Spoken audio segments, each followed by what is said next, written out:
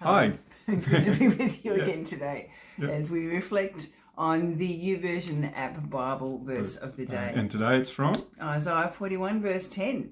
It says, "So do not fear, for I am with you. Do not be dismayed, for I am your God. I will strengthen you and help you. I will uphold you with my righteous right hand." What a great promise. And people right through many generations, Jews and Christians alike, have taken hold of this verse in their particular circumstances and said, yeah, God has promised to be with us. And how apt is that right now in the middle of COVID-19?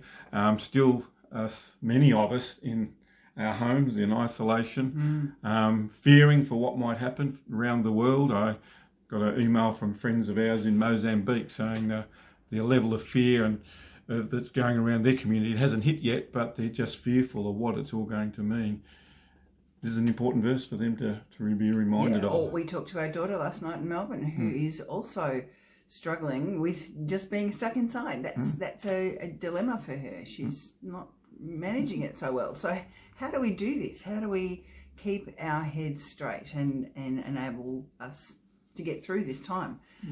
So it builds a little bit on yesterday's Bible verse, which was talking about fear as well. But this in particular, this reminds me of about this time of year when I was 16, and it had only been a couple of months since my mum had died of cancer, and just getting through day after day, feeling lost and alone and abandoned, and yet at the same time having made a commitment as a Christian only in the preceding 7 or 8 months, I think, this thought that God would strengthen me and uphold me, and his command not to be dismayed was really comforting for me at that time. Yeah.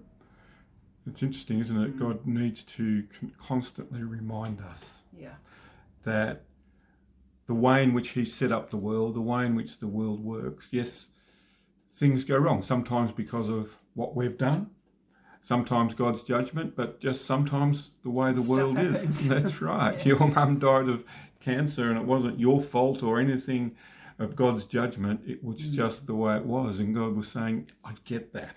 I get that. I'm with you. Don't be afraid. Even as we know, death is not the end. And so therefore there is a good reason to be full of hope, good reason to be full of confidence, I guess, that God's got everything in hand, despite what we might feel or what we might think.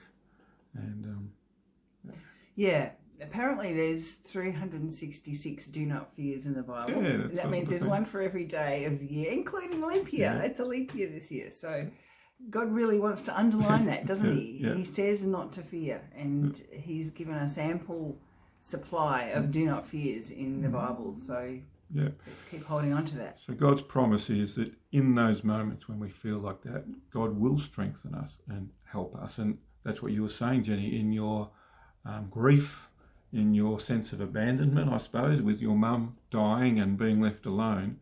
God's promise was day after day he will strengthen you and will uphold you with his hand. And that doesn't feel good. You know, often we think following God can feel good. It doesn't feel good often, and yet God promises to be with us in those moments, and then we get through them.